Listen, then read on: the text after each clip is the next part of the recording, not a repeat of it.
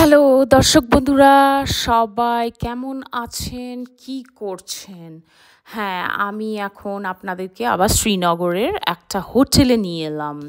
দেখুন, এটা হচ্ছে হোটেল মিলান শ্রীনগরে। আগে আমি আপনাদেরকে হোটেল সিক্স সিজনস দেখিয়েছিলাম, আর এখন আমরা আবার ব্যাক করে শ্রীনগরে এসেছি। আমাদের হাউস বোটে স্টে আছে বলে তো আমরা এখন মিলান হোটেলে চেক ইন করছি।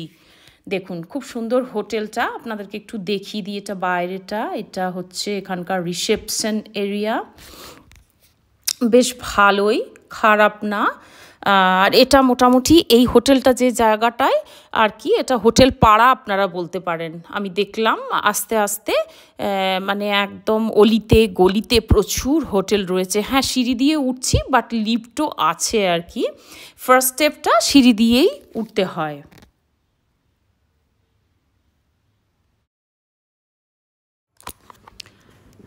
এটা মোটামুটি ডেকোরেশনসটা বেশ ভালো লাগছে, আপনারাও একটু দেখুন। আর নিট অ্যান্ড ক্লিন তো আছেই। আর ওই রুমগুলো আর কি 1000-5 মতো পড়বে আর কি। আর আমাদের এখন এখানে 2 কি 3টে নাইট স্টে করতে হবে। দেখি আমাদের ট্রিপের প্ল্যান অনুযায়ী আমরা এখানে থাকবো। দেখুন এবার পুরোটা দেখুন এবার ওপর থেকে। বেশ সুন্দরই লাগছে, আমার ভালোই লাগছে। অনেকটাই মানে বিকেল সন্ধে হয়ে এসছে বলবো। আমাদের মতে সন্ধে প্রায় 6টা পার হয়ে গেছে, কিন্তু এখানে এটা বিকেল রোদ্দুর আর কি। যেহেতু 8টার পরে এখানে সন্ধ্যা হয়, একটু বেরিয়ে পড়লাম। আমার একটু এখানের হজরতবাল শ্রাইনটা দেখার ইচ্ছা আছে।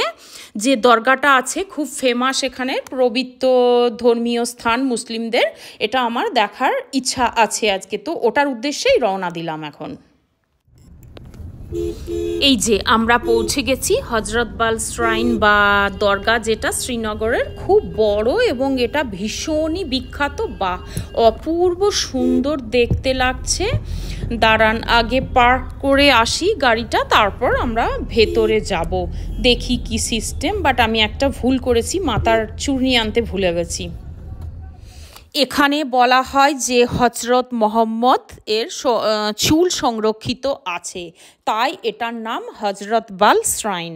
কারণ হজরতের অর্থ উর্দুতে শ্রদ্ধেয়, আর হিন্দিতে বালের অর্থ মানে বাংলায় আমরা যেটাকে বলি চুল।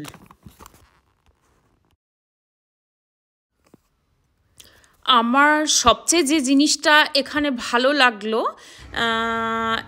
এটা হচ্ছে শ্রীনগরে এলে একটা বিখ্যাত জায়গা, যেটা সব ধর্মের মানুষই এসে ভিজিট করে। আর সেটা আমার দেখার ইচ্ছে ছিল, সুযোগ হলো, দেখলাম। আর দেখলাম। আর এরপরে যেটা ভালো লাগছে সেটা হচ্ছে এটার যে নৈসর্গিক দৃশ্যটা, এটার অন্য দিক থেকে আমি দেখতে পাচ্ছি। চারপাশে পাহাড়ে ঘেরা, আর তার সাথে ডাল লেক, এটার মানে তুলনা নেই আর কি। দেখুন, আপনারা নিজেরাই চোখে দেখুন। এখানে বিকেলবেলায় সবাই এখানে এসছে মনে হয় মানে নামাজ পড়তে, প্রার্থনা করতে, তার সাথে এখানে বসে একটু সময় কাটাচ্ছে আর কি। গরমটা ভালোই আছে। আর দেখুন এই অপূর্ব দৃশ্য, এটা জাস্ট মানে ওই হজরতবাল শ্রাইনটার থেকে বেরিয়েই অ্যাটাচডই বলতে পারেন এই ডাল লেক। আর এই যে সুন্দর পাহাড়, মানে এই জায়গাটাতে মনে হচ্ছে বেশ কিছুটা সময় কাটিয়ে যায়। অতটা গরম এখন আর লাগছে না, অলমোস্ট সন্ধে হতে এসেছে, সানসেট হবে আর কি। তো বেশ ভালোই লাগছে। হ্যালো, আমি চৈত্রা, আমার চ্যানেলে আপনাদেরকে স্বাগত জানাচ্ছি। আমার সাথে আমার হাজব্যান্ড আর আমাদের ট্রাভেলের গাইড মিস্টার ফারহান রয়েছেন ডান দিকে, আর মারুন গেঞ্জিতে আমার হাজব্যান্ড। সো আমরা এখন এখানটায় কিছুটা টাইম পাস করছি। আমার ছেলে আসেনি, ও হোটেলেই আছে। আমরা দুজনেই এলাম, একটু দেখার ইচ্ছে ছিল এটা। তো আশা করি আপনারা যারা নতুন, চ্যানেলটাকে সাবস্ক্রাইব করে ফেলেছেন, আর বেল আইকনটা দাবাতে ভুলবেন না, তাহলে নোটিফিকেশানগুলো পাবেন। আর যারা পুরনো, সাবস্ক্রাইব অলরেডি করে ফেলেছেন, আমার ভিডিওগুলো দেখেন, তাদেরকে অসংখ্য ধন্যবাদ। আর আপনারা বিভিন্ন দেশের এখানে ভিডিও দেখতে পারবেন আমার সঙ্গে থাকলে। ভীষণ সুন্দর একটা নৈসর্গিক দৃশ্য সাক্ষী হলাম আজ সন্ধ্যাবেলায় এখানে এসে। আর এমন একটা পবিত্র ধর্মীয় স্থানও দেখতে পেলাম, চোখে দেখে অভিজ্ঞতা করার সুযোগ হলো। আপনারা যারা কাশ্মীর ট্রিপে আসছেন বা এসেছিলেন তারাও আশা করি দেখেছেন, আর যারা আসছেন বা প্ল্যান করছেন তারা এলে অবশ্যই এই হজরত বল শ্রাইন বা হজরত বালের যে দরগাটা রয়েছে এখানটা এসে ভিজিট করবেন, মিস করবেন না এটা। তার সঙ্গে এই যে নৈসর্গিক ডাল লেক আর পাহাড়ের দৃশ্যটাও ভীষণ ভালো লাগবে আপনাদের।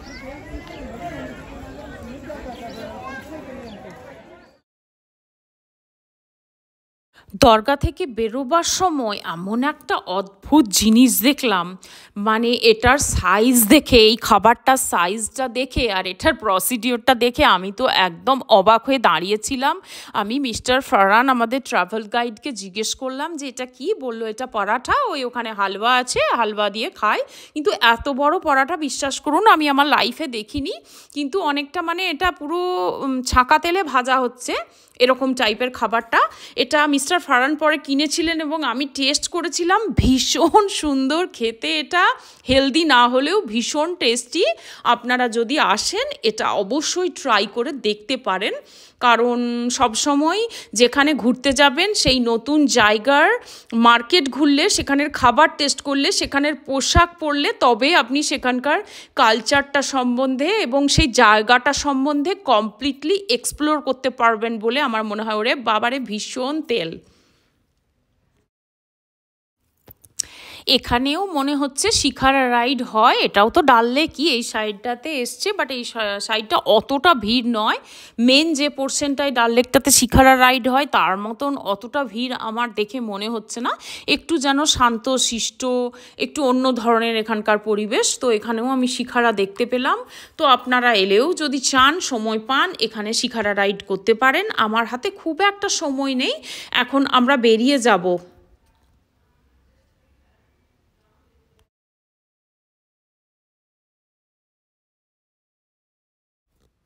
এবার আমরা বেরিয়ে যাচ্ছি। এই ব্যাগের দোকানটার দিকে আমার একটু চোখ গেল, যেদিন থেকে এসছি সেদিন থেকেই চোখ যাচ্ছে। এরকম ব্যাগগুলো এখানে কাশ্মীরি স্টিচের ওপরে ভীষণ অ্যাভেলেবল, ভীষণ অ্যাট্রাকটিভ। নিজেকে আর কন্ট্রোল করতে পারলাম না, একেবারে দোকানটার উপরে টুটে পড়লাম। তার ভিডিও বানিয়ে ব্যাগ কিনে আপনাকে এখানে বার্গেন করতে হবে। বিভিন্ন রেঞ্জের আপনি ব্যাগ পাবেন, একেবারে 50-100 টাকার থেকে শুরু করে 300, 500, 600, 1000-এর ওপরেও যাবে। কোয়ালিটির উপর জিনিস পাবেন। আর বার্গেনিং একটা স্কিল আমার মনে হয়। হ্যাঁ, বার্গেনিং তো অবশ্যই করতে হবে, এগুলো ফিক্সড প্রাইসের দোকান নয়। আপনারা এলে অবশ্যই এরকম ব্যাগ কিনে নিয়ে যাবেন হ্যান্ডিক্রাফটের। সারা জীবন কাশ্মীরকে আপনাদের মনে থাকবে, ইয়াদে থাকবে। তবে এগুলো মনে হয় এখন বিভিন্ন জায়গাতেই পাওয়া যায়।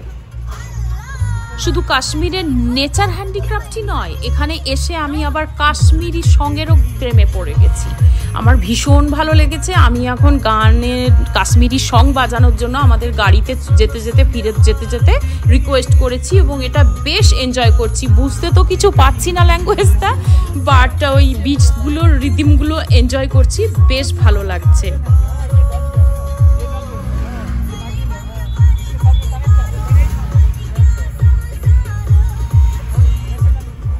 सनसेट देखने को मिलेगा, पार्किंग के लिए जगह वही मुश्किल सब। एक ही चीज़ तो है प्रॉब्लम इंडिया में।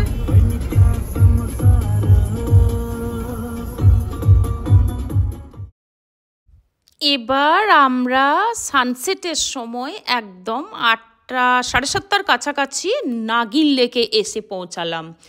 দেখুন কি অপূর্ব এই লেকটাও ডাল লেকের মতো ফেমাস, বাট এটা একটু লেস ক্রাউডেড, এখানে অতটা ভিড়ভাট্টা নেই। আর একটু পরিষ্কার আমার দেখে মনে হচ্ছে। এখানেও হাউস বোট আছে, আপনারা স্টে করতে পারেন। আমাদের বুকিং ডাল লেকে আছে, আমরা ডাল লেকে থাকবো। এখানেও আছে, তবে আমাদের এখানে বুক করা হয়নি। শুনেছি এখানের হাউস বোটগুলো একটু বেশি কস্টলিয়ার। এখানেও দেখুন শিখারা রয়েছে, বাট ডাল লেকের মতো অতটা ভিড়ভাট্টা নেই। হয়তো এখানেও লোক চড়ে অনেক কিছু। তো এই জায়গাটায় একটা সিনেমা শুটিং হয়েছিল বলে আমি শুনেছি, বলিউড মুভি শুটিং হয়েছিল এখানে।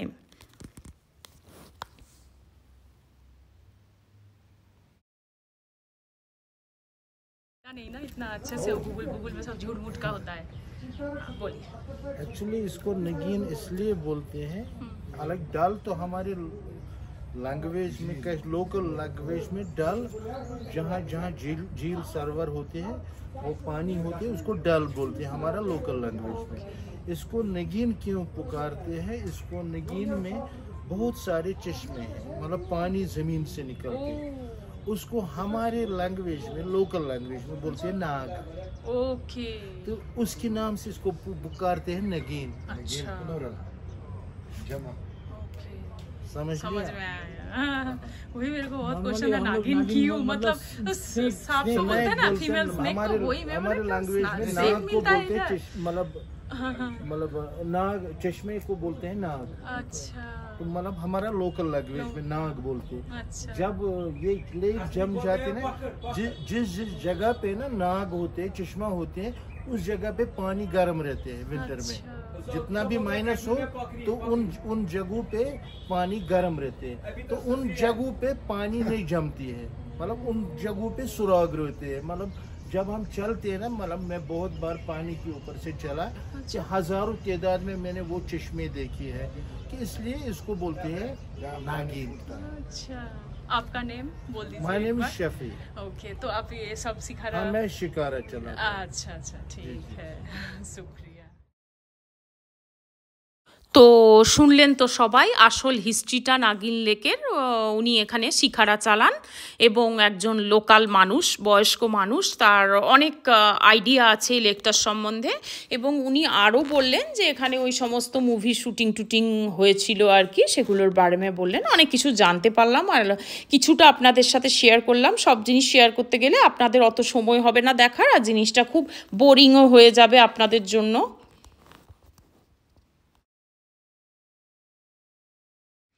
তো আপনারা এলে নাগিন লেক অবশ্যই দেখবেন, ডাল লেকের সঙ্গে সঙ্গে কাশ্মীরে। আর হজরতবাল শ্রাইন বা হজরতবালের যে দরগাটা দেখালাম সেটাও দেখতে যাবেন। এখন আমরা হোটেলে ফিরে যাচ্ছি। কিছু ঝলক আমি রাস্তার মধ্যে যেগুলো পাচ্ছি, শ্রীনগর সিটিটা কেমন দেখাচ্ছে সন্ধ্যাবেলায়, সেটাই আপনাদের সাথে শেয়ার করছি। হোটেলে ফিরে গেলাম। চলুন আবার পরের ভ্লগে দেখা হবে। আর ভুলবেন না সাবস্ক্রাইব করতে চ্যানেলটা। থ্যাংক ইউ সো মাচ ভিডিওটা দেখার জন্য। আবার অন্য ভিডিও নিয়ে এসে যাব খুব শীঘ্রই। Bye bye.